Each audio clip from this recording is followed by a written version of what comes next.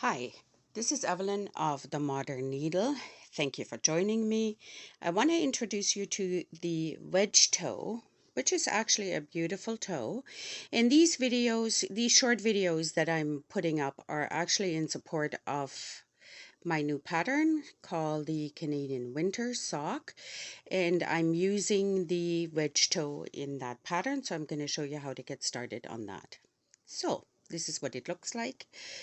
And in essence, what the wedge toe is if you imagine this being the sock circumference or your foot, here is your toe box.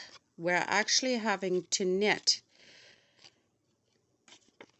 from this side up and from this side up. So what we need is live stitches that transition here and that start here, and my favorite start for all of that is actually the Turkish cast on. So let's get started.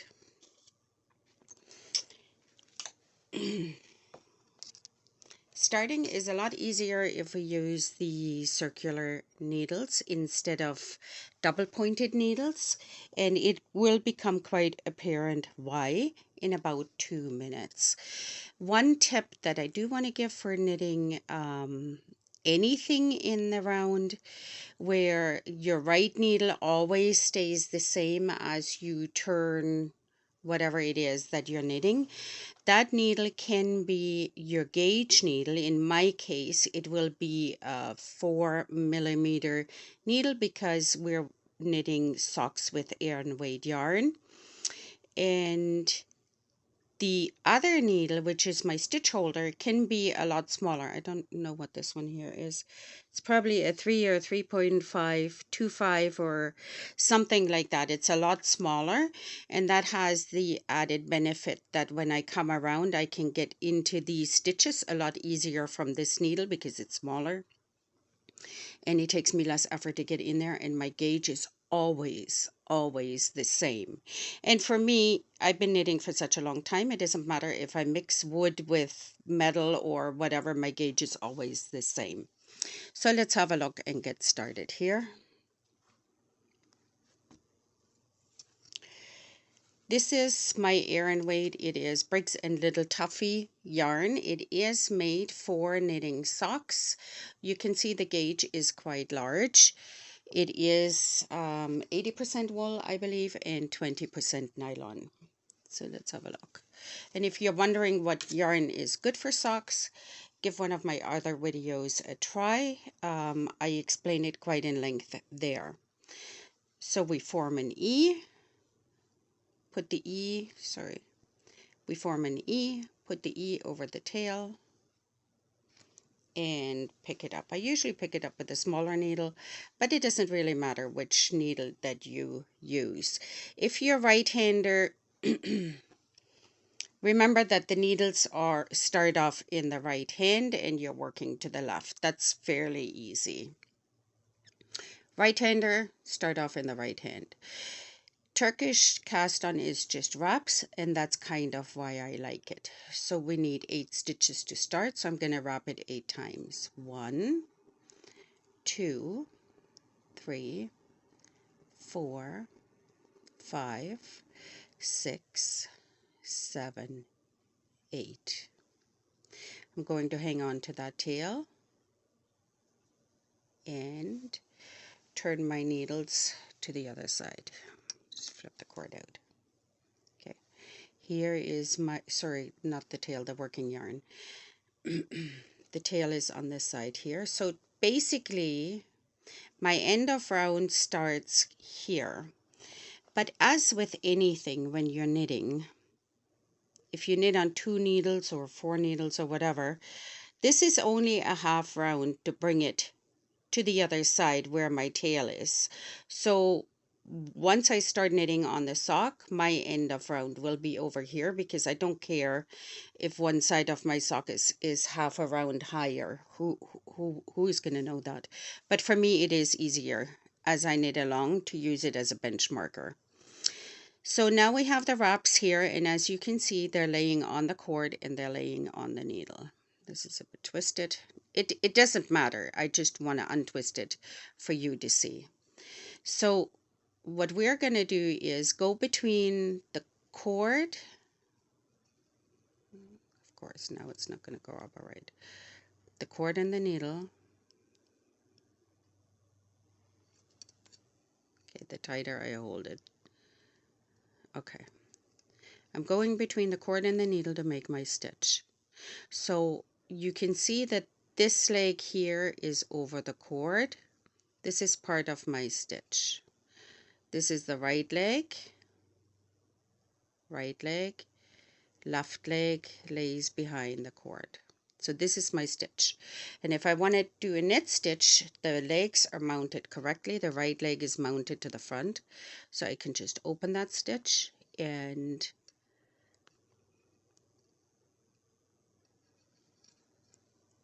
for my first knit stitch. You won't have all of this camera stuff hanging off under your face, so it'll be less complicated.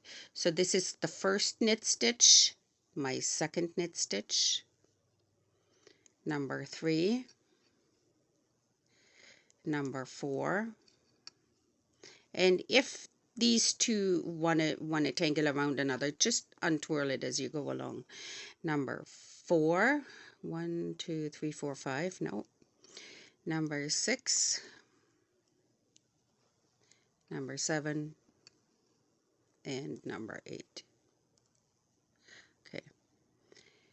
If I needed another stitch and I forgot it, I'll just twist this around and here would be another stitch.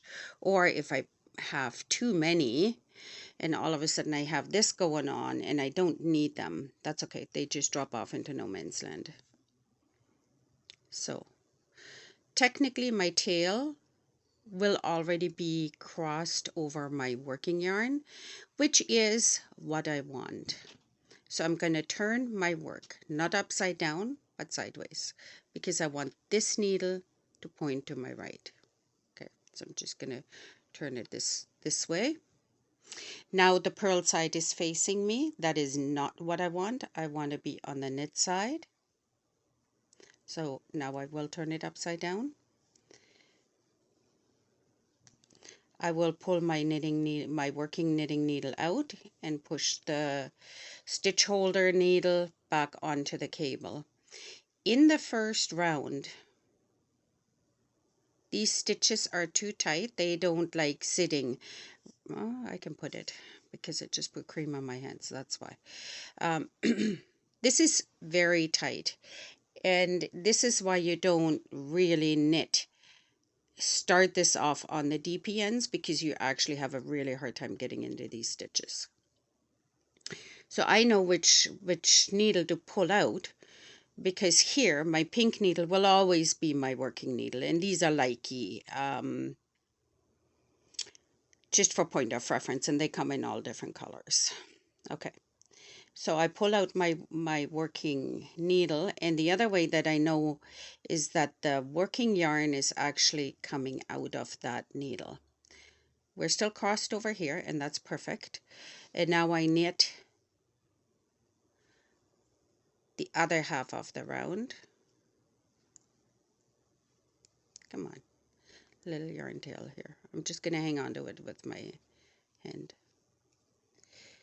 It looks a little bit cumbersome, but again, I have all this equipment right between my needles and myself. It makes it a bit more awkward. So here we go. I just knit these off in a knit stitch as they present themselves. What do I have here? 2, 4, 6, 7. And here is my number 8. And that is what I wanted. I wanted to have 8 needles, or sorry, 8 stitches on each needle. Now it's already forming to be something. I knitted one row, one complete row. Now I'm going to turn it around. And again, don't worry about the turning around which way. If this here is presented to you, you know that's your purl stitches. That's actually not the side that you want, because this will be on the outside of the sock. If that's what you want, go for it. But for our purposes, we're going to do the knit stitch. So I'm going to push this back here, pull out my working needle. And at this point, if you want to switch to the double pointed needles, go right ahead. You can split that up so that you have 4 on each needle, like 4, 4, 4, 4. That is up to you. So I'm going to knit one more pass, which is a half row from here to here, because I want to have the end of the row right over here, because that'll be easier for me to remember for the rest of the sock. I could remember that it has to be on the opposite of where my tail is, but for whatever reason my brain likes to confuse those two, and then if I think too hard I can't get it together, period. So tail hangs out, that's where the beginning of the row is. Okay, so again, I'm just turning it around.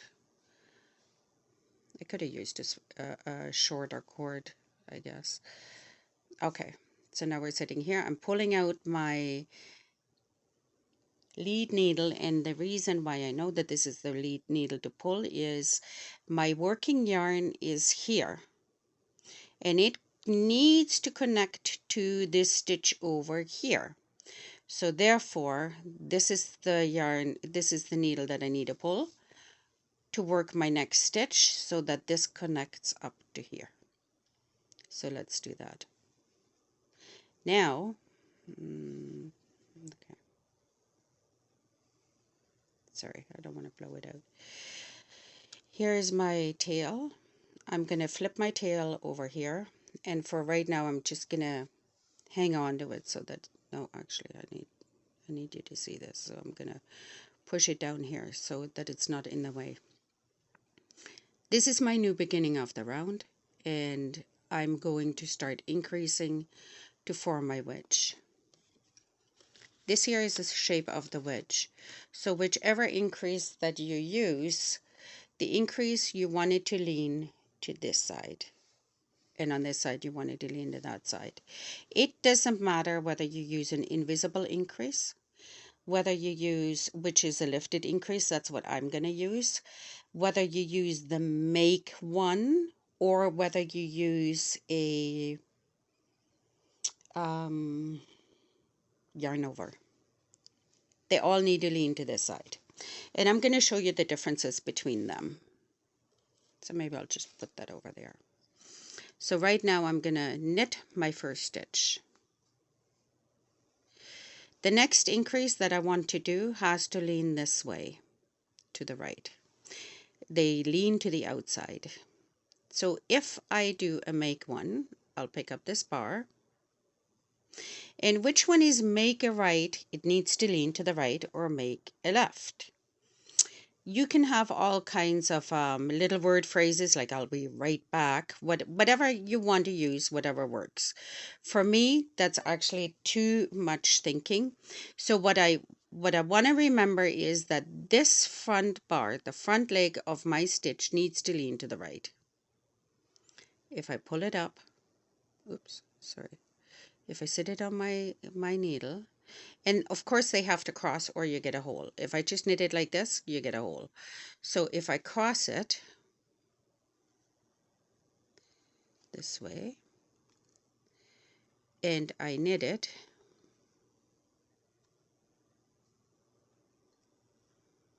the yarn just split for a minute.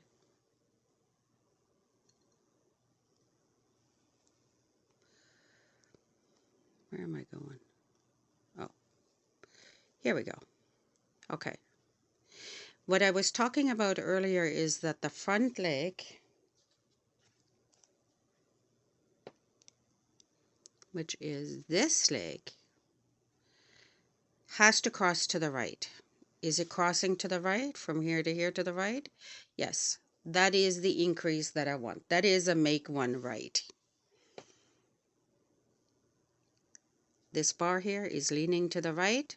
Yep, it's a make one right. On the back side, we'll do the lifted increase. I just want to show you the different ones. So now I'm going to knit to 2 from the end.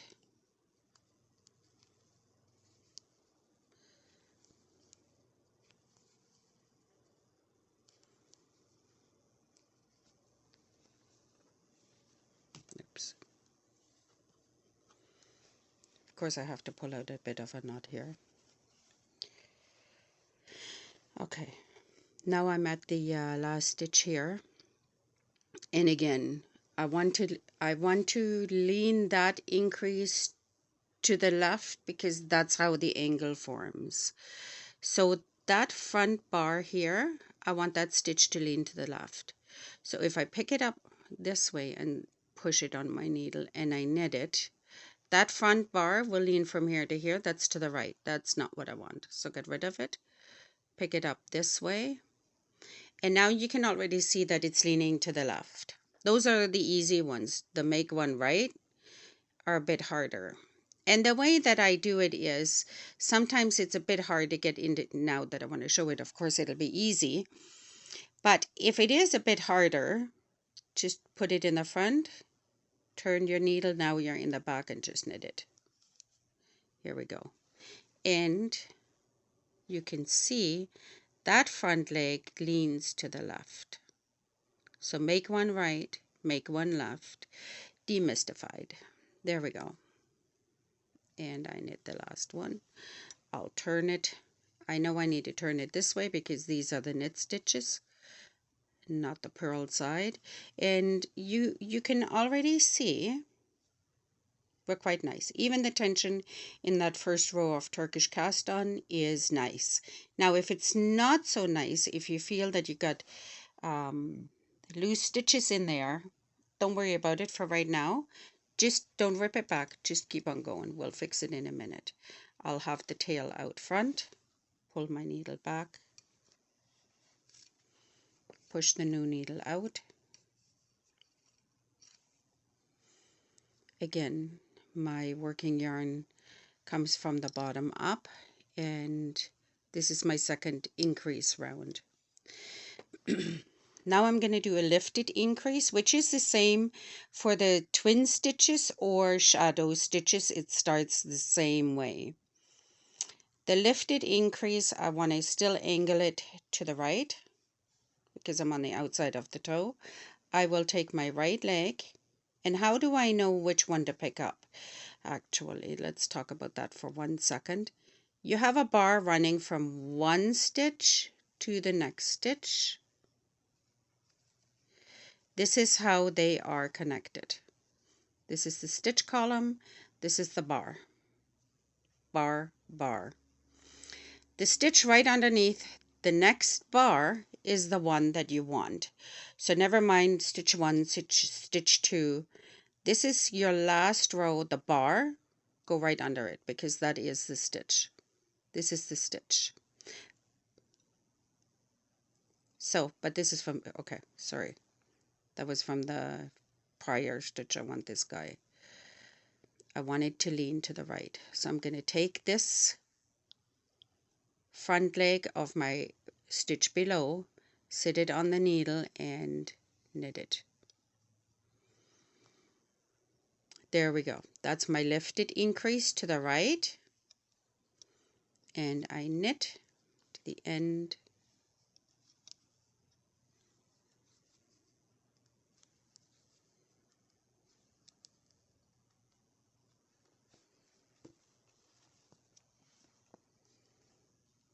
Of my row.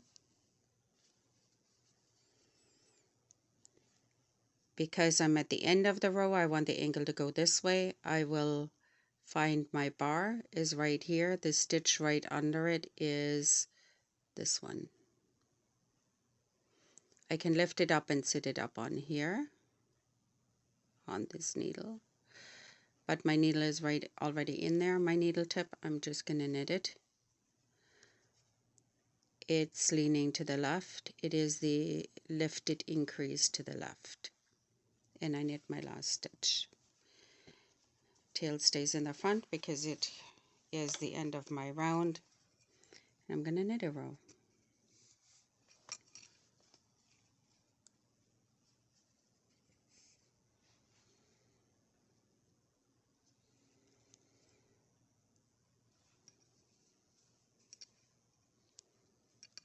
The toe will form itself. You don't actually have to do anything. The miter will be created by, I'll show you in 2 seconds as soon as I'm over here. The miter is created from pulling this yarn here over to that stitch.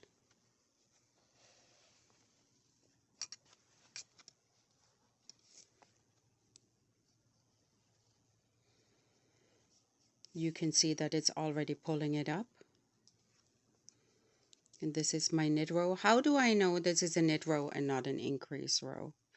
You can see that this here, okay, here we have a stitch because it has a whole stitch under it. Here, this is just newly formed. It just came out of this side loop here. You can see we just increased on the last round. So therefore, this round here has to be a knit round because next time we come around, it'll look like this. So even that is rather easy to tell. And on the increases, I don't get hung up on them. Use whatever increase that you would like to use. Is the lifted increase nicer for you? Go for it. If you think you want to do the make one right, make one left, do that. That is not an issue either way because they almost look the same anyways. I think in stitching or knitting, many ways do many different, there's quite a few ways to achieve the same goal. So there's one other increase that you can do, and that is the yarn over increase. So we have a yarn over and we just knit to the end.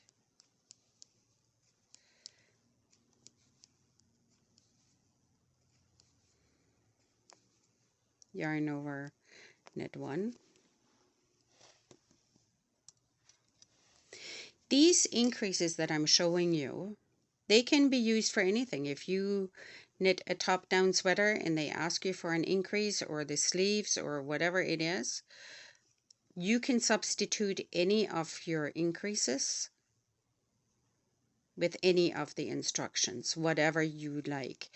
The only thing that you need to be aware of, sometimes they want you to, for design elements, they want it to lean to the right or to the left, and I just showed you how to do that. So here's my yarn over increase, and that finished the round. Flip my tail again to the outside here.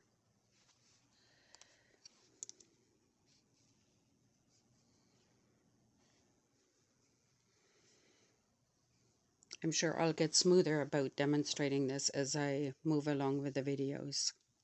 So here's my increase. If I wanted to lean to the right, right now it is leaning to the left. If I were to knit into the back of it, that increase leans to the left. If I wanted to lean to the right, I'll just turn it.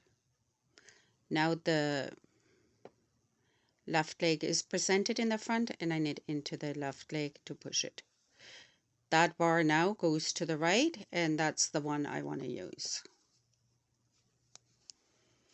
It is like a make one right or make one left, but because you're using your yarn over, it does not create any tension issues as it might be when you're pulling it out of the bar. I wanted to lean left. It is already leaning left, so I just need to knit it through the back loop, which is fairly easy. Here it is. It is leaning to the left, and off we go.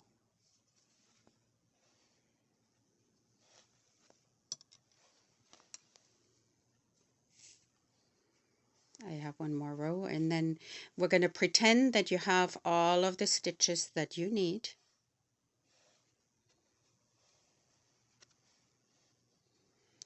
For your toe circumference. I wanted to lean to the right because that is the way that the wedge is going.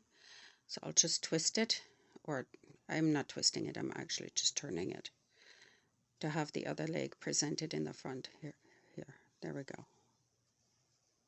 And off we go, right to the end.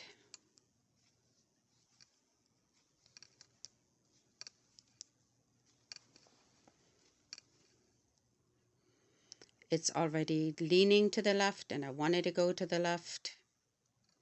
There we go.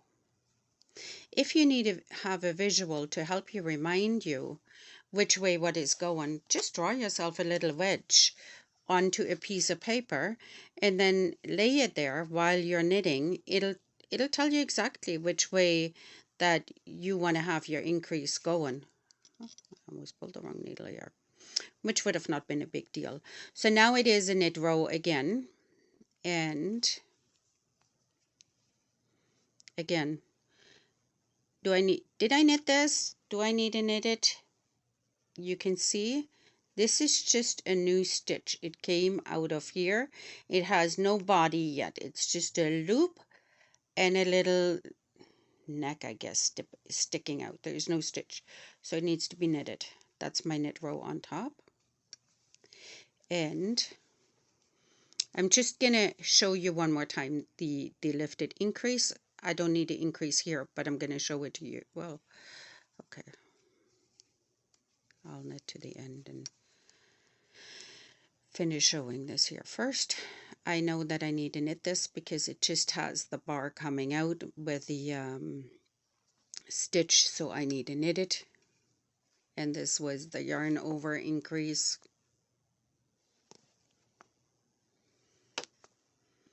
And when your needles, like if you're not sure which cord to pull, you're hanging onto this guy here. So if you pull on it, you know that's the wrong cord. So there we go. And you can see how easy that cord pulls because I have a smaller needle in here.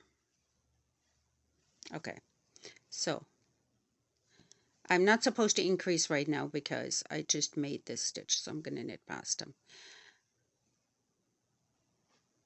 Yarn over increase is this way. When you come back, you twist this the way that you need it. Invisible lifted increase is, and I think the abbreviation for that is LLI, right or left, is I pick the right leg. I'll drop it again. Here's my bar. So I want this leg.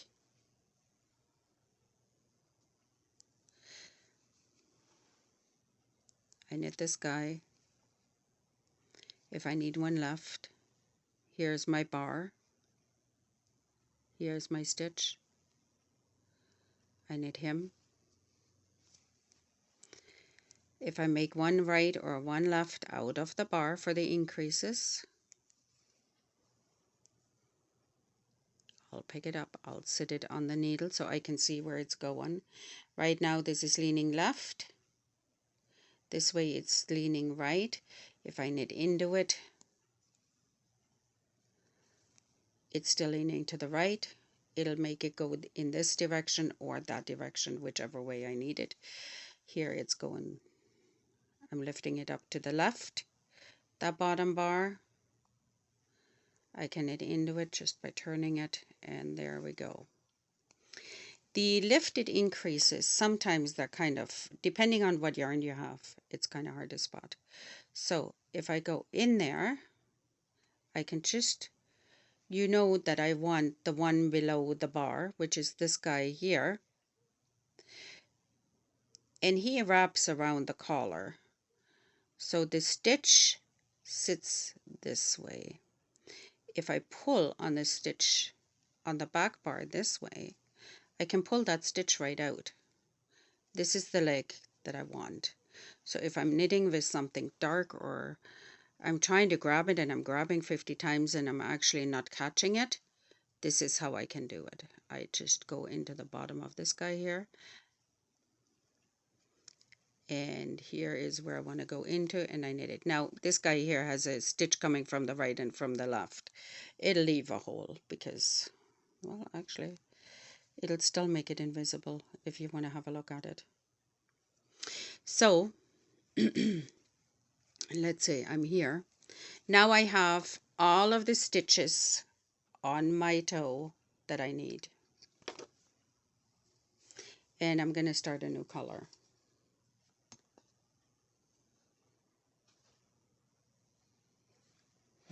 A brought one just in case, however. Oh.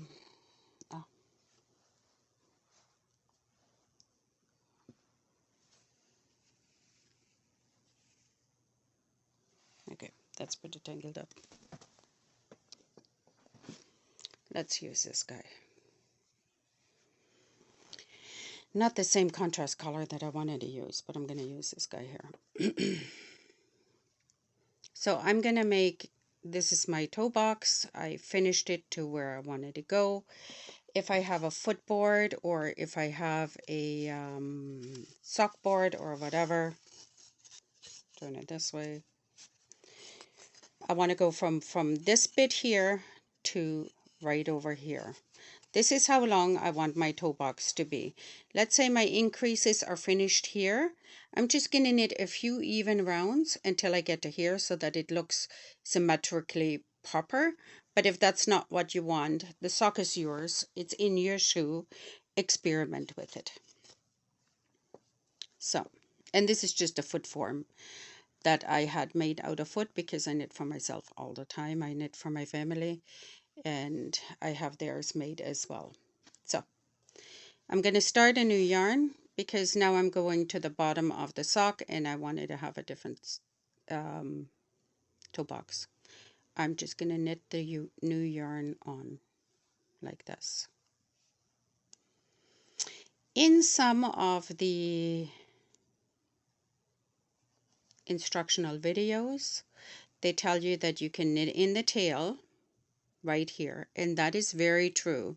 However, I would not knit this tail going this way because when you look at your stitches, my next stitch is actually this guy here, and when I knit him,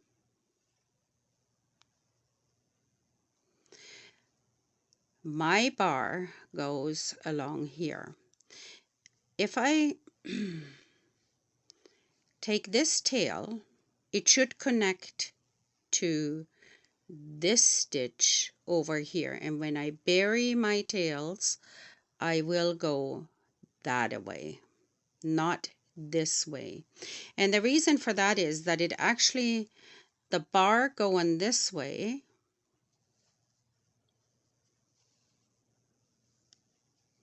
makes your stitch tall and straight. If I take him and I knit him in, there's actually no bar connecting those two. You're going to have a little hole. So go and do what you need to do because it's your sock, but I would not. I would bury that tail going this side so that it actually has that bar, just like my other stitches are connected with bars from right to left or left to right if you are left-handed. Now, how do I bury my tails? That is a good question. And let me see, I have a needle right here. So I bury my tails this way.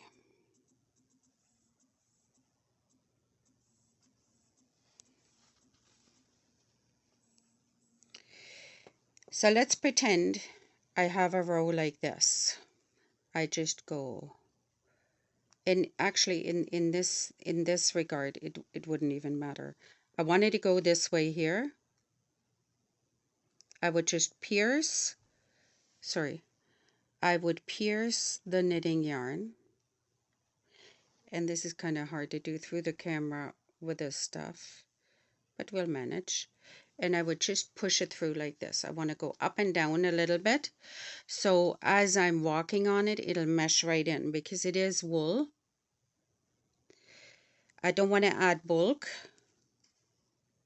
because it is on the foot. I can grab the purl bumps and just follow them along. This way maybe.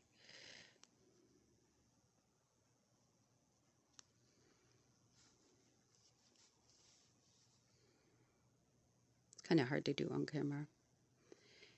And I would have a row of pink and white and red here, so it would kind of bury it. without you actually seeing it. But even this way, you can't see it. I used pink and you can't really see it. That is how I bury my tails.